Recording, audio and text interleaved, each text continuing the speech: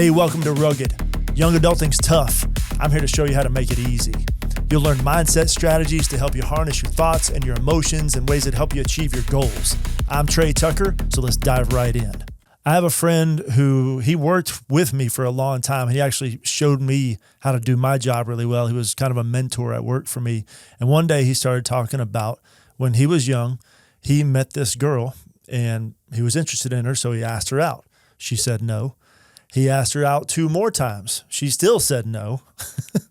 But instead of being defeated, he got determined. And he said, all right, look, I'm interested in you and I'm going to show you that I'm thinking about you. So every day I'm going to put a rock in your mailbox. I'm going to drive by your house and just open up the mailbox and put a rock in there. Just my way of showing you that I'm not giving up on you because I'm thinking about you. At first, she thought he was crazy, and it does kind of sound crazy at first, I admit. But every day, without fail, for 3 straight months, he would drive by her house, take a rock, open up that mailbox, drop it in, drive away. After those 3 months, she was convinced. I mean, it totally changed her thinking because she felt pursued, she felt valued, and she knew beyond a shadow of a doubt that this guy was consistent and very much dedicated to her. So she gave in. She said yes. They start dating, and 50 years later, they're still married. So there are a lot of really good men right now, and they've been told a message that if you pursue a girl even a little bit after she rejects you initially, then you're labeled as a creep, you're labeled as cringe, you're labeled as trying too hard. And I'm here to just ask the women, is that what you really want? Do you really want a guy to give up that quickly after you initially reject him? Because if you let him actually prove himself, men, we're warriors at heart. We are lions at heart. We are wired to prove and show our strength and to pursue and to keep going through resistance. And if you don't allow him to show that part of himself, maybe you're missing out on something. There are a lot of good men that they will tell you, like, look, if they've told me this, I wish women would just, if they would get to know me, I think they'd actually get to like me a lot. But there's so many just gut instinct reactions where I think women have been so poorly treated in the past that anything that feels like solid ground, safety, really high character, it almost can feel boring because maybe you've been so conditioned to be mistreated or to ride those highs and lows of inconsistent guys who are moody all the time and selfish. And it feels like this thrill rush at first and this adrenaline rush, but then obviously it crashes. But if you're so conditioned, I think, in our nervous systems to want that thrill ride or the feels immediately. And if you don't get it, it just feels like boring. So it must not be a match. But maybe, just maybe, a high character, consistent man who really values you and places you first and wants to sacrifice for you, maybe he's not going to give you that initial roller coaster thrill ride. Maybe you need to allow him to prove himself over time.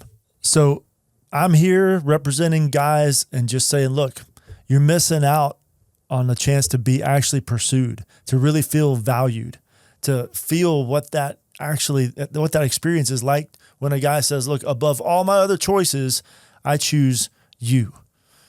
You don't have to be somebody's maybe because you're worth more than that. So I think this is a lost art form these days. And if we could start to make just little adjustments, man, we would find relationships are a whole lot healthier. We would be more fulfilled because we were never wired to become the type of daters that do the apps and the swiping, and it's so transactional and everything has to fit certain categories and this is a deal breaker and that's a maybe. Like, no, we're meant to be relational and to get to know somebody's character, to see if we have the same values as they do. Obviously, we got to have attraction there. But if it all is just on paper and we're running through a checklist and they've got to hit every single one of these checklists, I mean, it's unrealistic. And we're meant to see if somebody's trustworthy, if they're steady, if they're actually worthy of your time as well. And it's just hard to make that determination if you don't let them pursue you in a way that shows who they are. And who men actually are, we are hunters by nature. And if you allow us to show that part of ourselves, you'll see that we want to make you feel safe. We want to come through for you. We actually want to be the guy who takes care of you. Now, obviously there's some bad guys out there, and I'm not speaking for them, but I'm speaking for the good guys. And there are a ton of us that are still around. We may not be as easy to find because we're not as loud. We just kind of take care of our business and we're consistent and we don't draw a bunch of attention to ourselves. But I think if you actually let that kind of a guy pursue you, you're going to feel what you were wired to feel. Like every little girl, she grows up needing at least 3 questions answered from her dad in order to have a really strong foundation. Number 1, Dad, do you see me? Do you notice me? Like if you think of girls that they're dressing up in their princess outfits and they're running up to their dad, Daddy, look. Little girls want to show beauty. They want people to notice, especially their dads. Second question they want their dad to answer is, Daddy, am I somebody worth loving? Obvious question there. If a dad clearly communicates that he loves his daughter and that she is worthy of love, man, you can't get a better foundation than that. There will be no unanswered questions in her soul. And the third one is, am I somebody who's beautiful both on the outside and on the inside? Because obviously women want to display beauty. That's part of your God-given nature.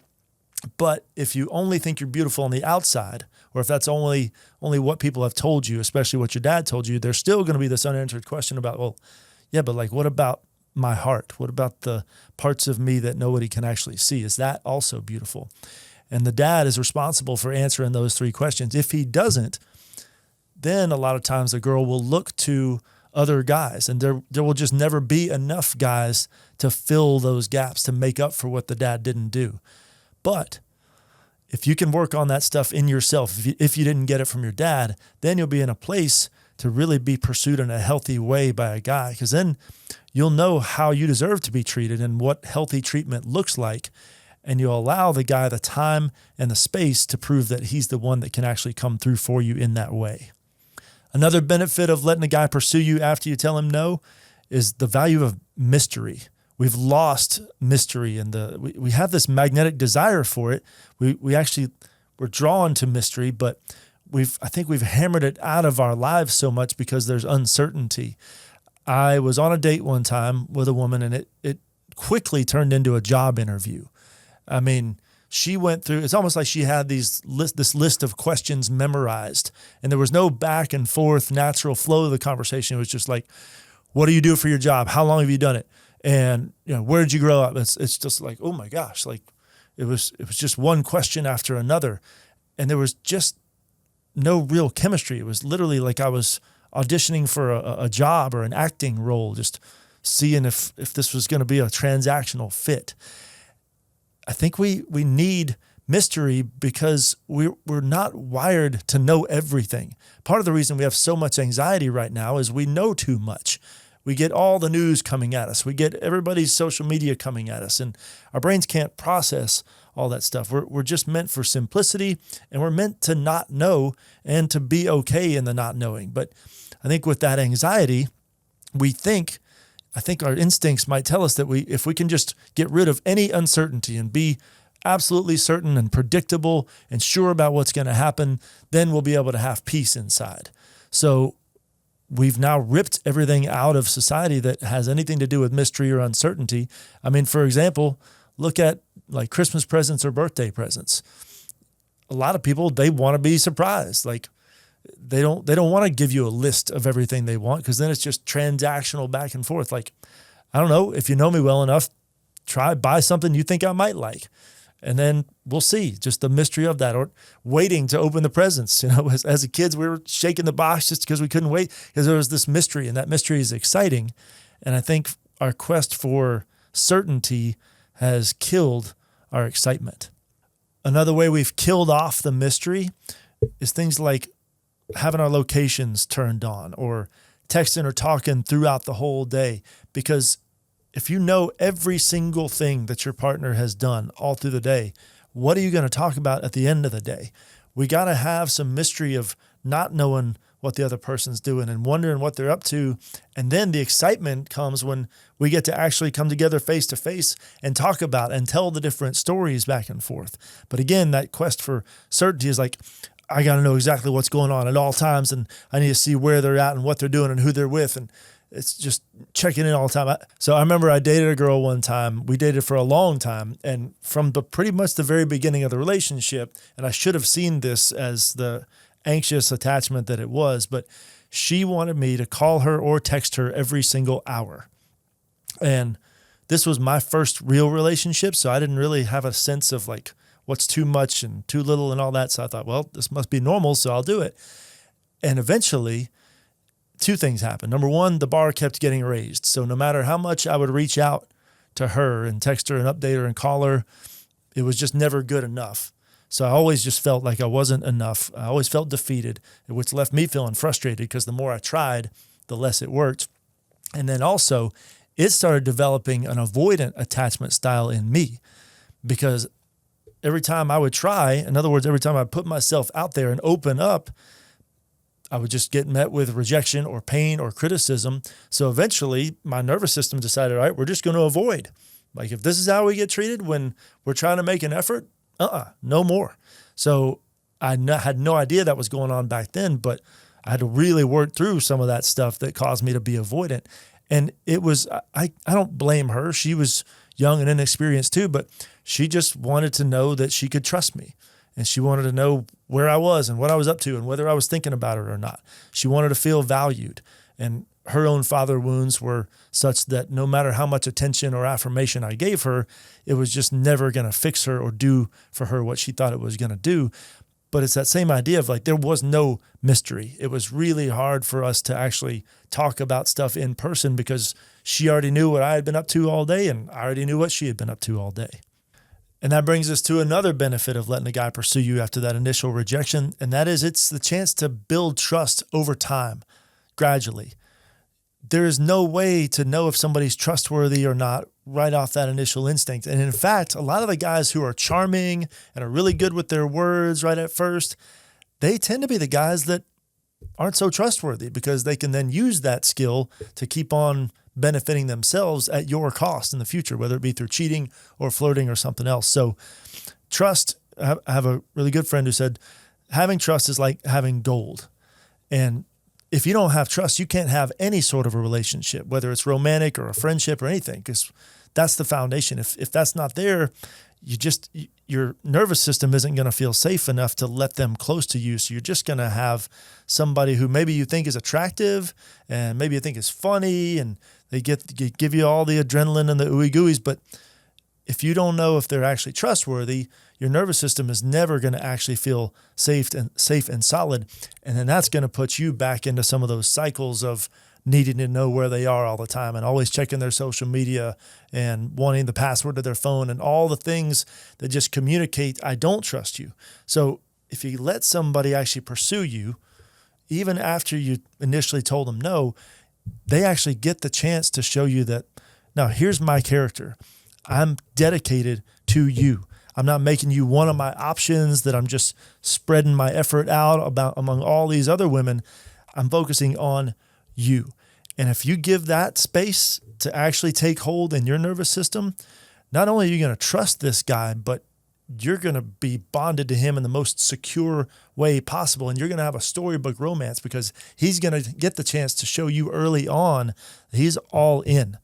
Because he wants, again, we are built as men to pursue and show that this you is what we value the most. And man, that builds unbreakable trust. And that takes us to another benefit of letting the guy pursue you after that initial rejection. And that is the chance to see who he really is. What's his character like? It takes time to really see how he's going to be intentional, obviously with you, but also you get to step back and watch and see how does he treat the other people in his life? Is he intentional with them as well? Does he think outside the box a little bit, or is he so much locked into just the next step or what he's got to do for work or just the short term only? Is he just frankly uncreative? If you give somebody enough space to show what they're thinking and how that thinking actually comes out as actions, you'll see that they probably have more creativity, more emotional depth, and frankly, the true sign of a true sacrificial character man. That takes time to really show, because guys, like I say, we're wired to be warriors, which also means that initially we have our armor up. And if you don't give us time to trust you or trust whoever, whether it's a friend or anybody, all you really get to see is the armor. But after a while, our nervous systems start to realize, okay, we're safe enough to let this armor down. And when we let that armor down, then our true creativity, intentionality, emotions, our deeper thoughts, then that comes out. That does not come out at first. And if it does, I would venture to say they're probably trauma dumping on you or just opening up way too soon in a love bombing kind of a way. So it's a good thing to let a guy slowly bring down his armor as he trusts you, because then you get to see the real him, not the one that's trying to make a certain impression. All right, so the bottom line is, think for yourself. Don't let social media, culture, society, don't let them turn you into this machine that just regurgitates what you hear some of your influencers say. So don't buy into this idea that any guy who tries to pursue you beyond the first no is automatically some creep. We're losing our humanity. We're becoming bots. And I don't want that to happen. And I care about you too much to let that happen without at least trying to offer up a different perspective. So think about this, the mystery. We want it, but we've shoved it out just to try to get rid of some of our anxiety. We want trust, but we want that initial, oh my gosh, I'm so in love from first sight. We don't give a chance to actually get that trust in the character. We want somebody to be intentional and show that they're going to value us, that they're going to be self-sacrificial, both for us and for the larger story around them. But they can't show that if we're insisting on, all right, if I said no, you get away and that's it. Or if I don't feel something immediately, I'm out. We've got to hang in there just a little bit longer, because these are the things that make us human. These really good desires, these positive desires are still in there, no matter what the technology tries to do to numb us out and turn us into robots. So give a guy a little more of a chance, allow him to pursue you and show his true self. And of course, this doesn't mean that you should let everybody just walk all over your boundaries. I'm not saying that at all. We'll deal with that in other videos, but give a little bit more space just to let somebody show you who they really are. Because if you give them a chance, you might really like them.